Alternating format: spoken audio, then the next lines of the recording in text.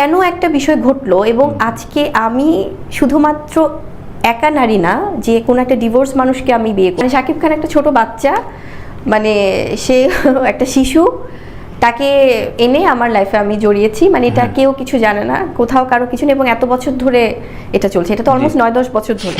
Megastar Shakib Khan ইস্যুতে এবার প্রশ্নের মুখে শবনম বুবলি। একটা মিডিয়াতে দেওয়া সাক্ষাৎকারে প্রশ্নের মুখে পড়েন শবনম বুবলি।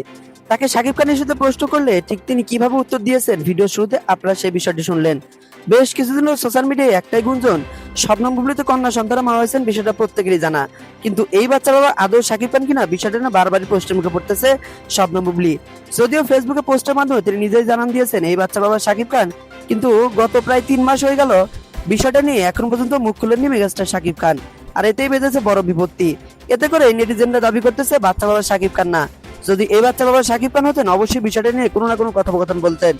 সোশ্যাল মিডিয়া দৌলতে বিভিন্ন সময় বিভিন্ন খবর নিউজ ভাইরাল হয়ে যায়, তবে সব খবরের আড়ালে কিন্তু সত্যিটা লুকিয়ে থাকে। অনেক সময় মিথ্যার আড়ালে সত্যি লুকিয়ে থাকে, আবার সত্যের আড়ালে মিথ্যা লুকিয়ে থাকে। তো বুবলির দ্বিতীয় বাচ্চা ইস্যুতে আপনার আসলে মন্তব্য কি, কমেন্ট করে জানাতে ভুলবেন না।